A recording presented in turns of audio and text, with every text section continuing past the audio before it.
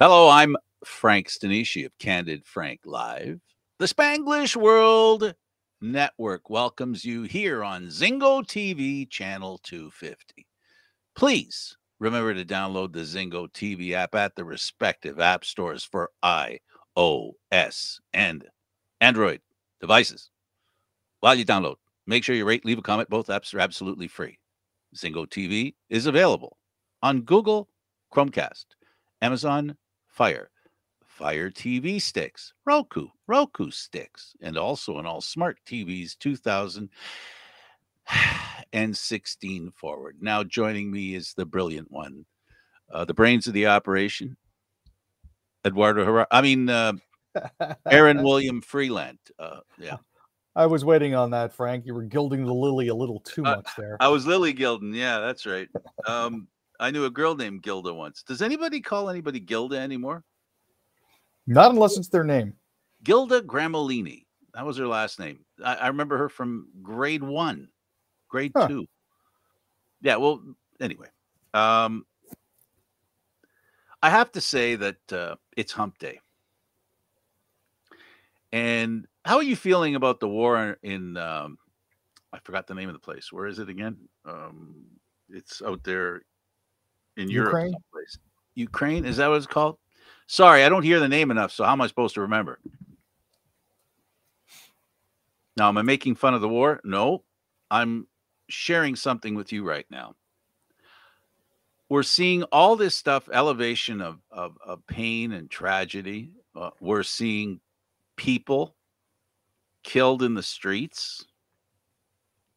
And I just wonder a little bit, Aaron, how desensitized are you to that kind of news?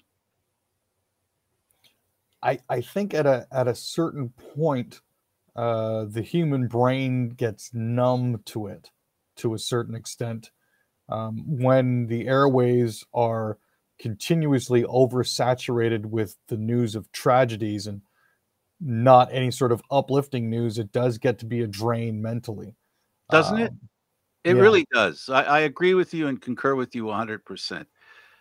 And this is what worries me is that we become desensitized to tragedy like that, that the kind of tragedy that if it was visited upon us, I don't think we in Canada could take it for more than 5 or 10 minutes, never mind going on the second month. No, I don't think, unfortunately, a lot of countries or a lot of citizens have the fortitude to put up with that sort of thing in an age where things are expected to be resolved quickly. In an age where we've removed the gap between not knowing and knowing, and in an age of instant gratification, you're going to find a lot of people I don't think would be able to deal with something like this on an ongoing basis. The reason I mention that right now, because we do news here, and I wanted to frame the news that we talk about.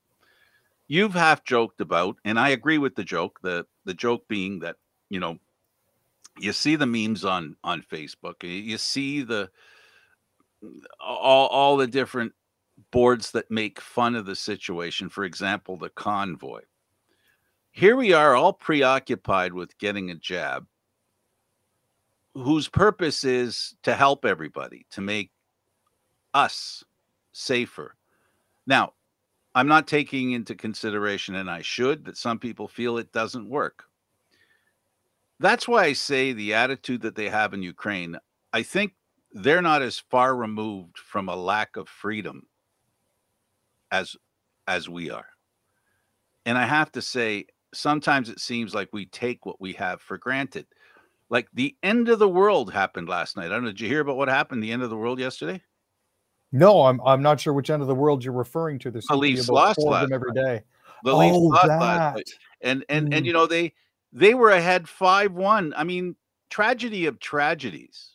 It's so terrible, So I'm just trying to put it in context. In the Canadian Football League, the commissioner waited a whole week or 9 days, 10 days maybe, to talk to the rest of the owners to say, look, there's people out there that are here and that we want to go 4 downs. Who wants to go 4 downs? 9 teams, 7 hands stay down, 2 go up. Coincidentally, 2 are also partners with the National Hockey League. So that's a bit of a segue. We do the National Hockey League all the time. And to me, it's amazing that people think that 4 downs is going to solve the problem. I just want to say one thing, and please, I'd like to hear from you too. This idea that if they do 4 downs, it'll be a miracle.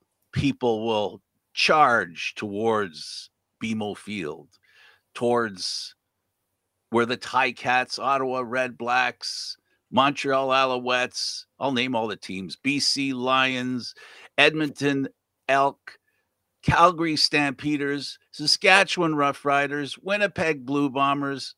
They're all going to be inundated with fans. And you know why I think that's such a hooey? The NFL has had 4 downs forever. Aaron, did they ever have 3 downs? Not that I can ever recall. Me either. But the game sucked. You know what? It sucked a few years ago. Here's what happened, folks. They changed the way they play the game, not the downs. The downs are totally irrelevant. You know, downs to me are just like the jar that holds the wine. If the wine sucks, it doesn't matter how you change the jar, right? It's the wine that matters. And in this case, I'm whining about this whole thing. So at the end of the day, Aaron, what I'm saying is this, real simple. It's all much ado about nothing, like Shakespeare said, right? It's totally irrelevant. Whether it's 3 downs or 4 downs does not make a difference. Until you have a decent offense, which is what the NFL did. They corrected the problem, which was defenses were beating the crap out of offenses. Defenses were literally beating quarterbacks into the ground. So for me, Aaron, it's about fixing the game. And half the problem is the pandemic. The other half is we had problems before the pandemic, so those need to be fixed. How do you feel about this 4 down thing? And the fact that 2 CFL teams said, yeah, maybe we should look at it. And that's the end of the world. And like, well, why didn't you tell us sooner?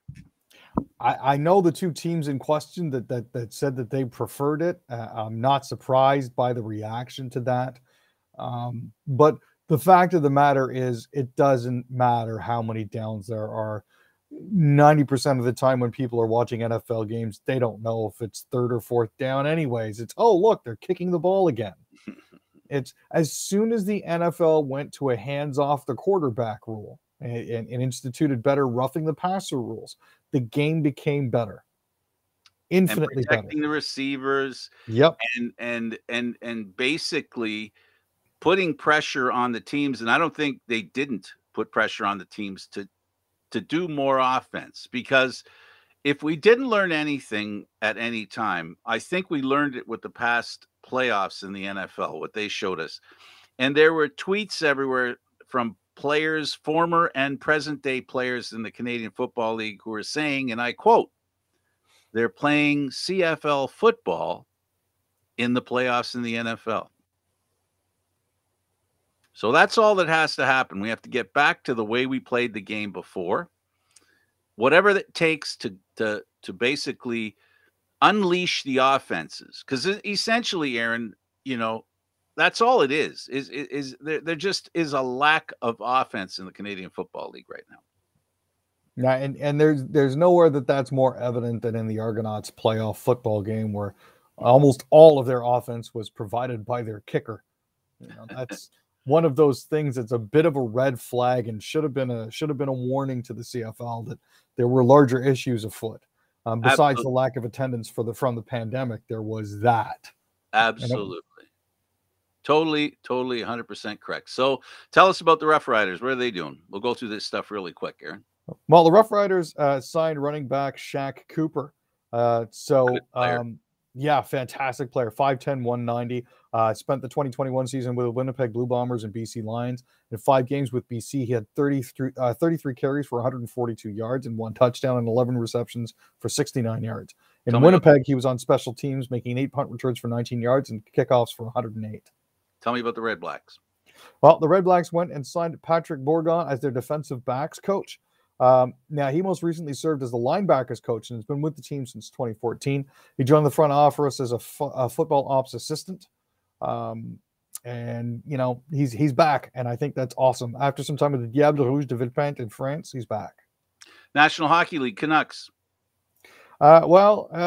Vancouver's Brock Besser is currently out with an upper body injury. It was one of their few bright lights this season. He suffered the injury in a 3-2 overtime loss to the Vegas Golden Knights on Sunday. They don't look to be making the playoffs. The Oilers, who do? The Oilers, well, McDavid's OT goal about 31 seconds into overtime sent the Oilers past the Sharks 2-1. Grateful to see that. Mike Smith made a couple of saves early in overtime to keep the Oilers in the game. So that was a pretty significant thing. And it's good to see Evander Kane, while he didn't have any points, did put in a solid performance against his old team. As they say in France, quelle surprise. The city council in Calgary has had let's restart that talk about the new arena and stuff. Yeah, so City Council's new events committee had its inaugural meeting. They appointed Councillor Sonia Sharp as chair and set a timeline for securing an agreement for a prospective event center. It does need a little bit of work. It's been around since 1988, so it needs obviously a bit of an update. Plus, you know what? Having a facility there that can actually host concerts would be a benefit to the city of Calgary as well. Calgary exacts a little revenge on the Kings. Yeah, so this was good because it helped them get a little further ahead in the standings. They've now managed to extend their lead in the Pacific Division with a 3-2 win over the Kings on Monday. We didn't have a chance to cover that on Monday because obviously it was after we went off the air. But Lindholm had a goal for the Flames, who now have 91 points and a 5-point advantage over the Kings atop the division. And Markstrom had 27 saves as they snapped a 3-game losing streak. Watson scores twice, Sens beat Canadians. So this was good news for them. Austin Watson scored twice. They had 3 goals in the third period with a 6-3 win over the Habs. Tim Stützle, Brady Tkachuk, Drake Batherson, and Colin White also had goals for Ottawa. Anton Forsberg made 27 saves down the stretch. And this is actually the first time the Senators have beat the Habs this entire season. Staying with the Habs and the Sens, Brendan Gallagher accused Tim Stützle of faking. It's the age-old, he's diving to draw penalties. If that's true, and if he's doing that, there is and have been times when the officials and the league, they frown on that kind of behavior, where they end up getting labeled and then they end up getting diving penalties. So if that's true, then diving penalty, please give it to him, because I don't think you or I don't like fake stuff either. But it sure looked to me like the knees locked on the hit that put him down. Well, I mean, that was a penalty against Suzuki, and that was fine. The roughing call on Gallagher when he jumped him off the face-off was I think part of that whole flopping and turtling that had him so upset with Stützle. So here I'm going to tell it straight. Gallagher's a great kid. His team loves him. His old GM, cried over signing him. So needless to say, he's a special player in Montreal. But he's just another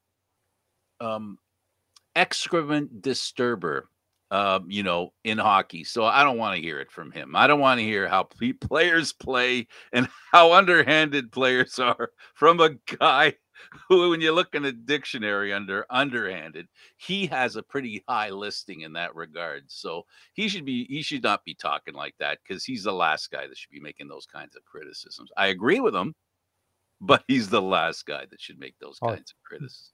This is a serious case of the pot calling the kettle black. So, Exactly. Or the pot calling the kettle blacker. The Maple Leafs, after a hat trick against Tampa, unfortunately, Matthews came up empty in Florida. 2 games diametrically opposed to each other. Aaron, we know that the Leafs won the first one handily. We know they lost the second one tragically in overtime after having led 5-1. What happened? The Leafs are in the second half of a back-to-back. They started Eric Källgren. Mason Marchment did his usual job of crashing the net. He did catch Källgren in the neck with a stick once, I believe that Shelgren also caught a stinger on the collarbone, which caused him to leave, and we had Jack Campbell come in cold. I have a question. Sure. What's the rule on high sticking? Well, in general, it shouldn't happen, but they don't generally call high sticking if the goalie's down on his knees in the net and you run the crease, because the stick isn't above your shoulders, so it's not obvious. Okie dokie. Now, the thing is, I can't really get upset about this loss. The Maple Leafs managed to secure 11 out of 12 points. They went 5-1 in their last 6 games. They outscored their opponents 36-21 in that time period. They got 3 shorthanded goals. Don't you mean 4-1-1? No. Okay. Not since they haven't lost since they played the Montreal Canadiens and lost 4-2 on March 26th. They had a tie yesterday. They didn't win. They didn't lose. They lost in overtime. They lost in overtime. So technically speaking, 5-0-1. If you really want to get nitpicky about there it is. My point is, Frank, they scored 3 shorthanded goals. They got I'm on your side here. That's what I'm trying to tell you. I'm on your side. They got points in every game. Yeah, they did. Yeah, that's all I was trying to say. 11 out of 12, man. I can't. Not only that, it's not only that, Aaron. You're 100% right. You can even look at it the way the coach described it, and he's 100% right, 200% right. They played Florida, the team they lost to, and beat them. They played Boston, the team that gives them fits whenever, and they are crawling, up their posterior in the standings. They beat them. They beat Tampa. So they beat the other 3 teams that are in the division, in the Atlantic Division, and then lost in overtime in the last game, like you said, in a back-to-back. So, sorry, I didn't mean to sound like I was riding you. I wasn't riding you. I was trying to tell you, hey, hold on now. It's even better than you're explaining, because the loss wasn't even a real loss, like a loss. It was a tie, and then lose.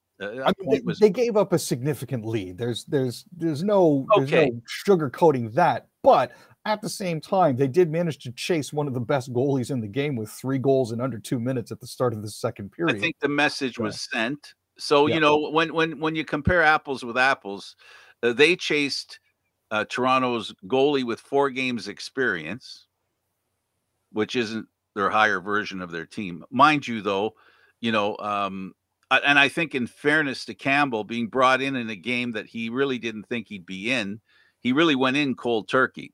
It was really cold turkey going in there. So he can't be blamed for that. And hopefully he won't derive any, lack of confidence due to what happened there.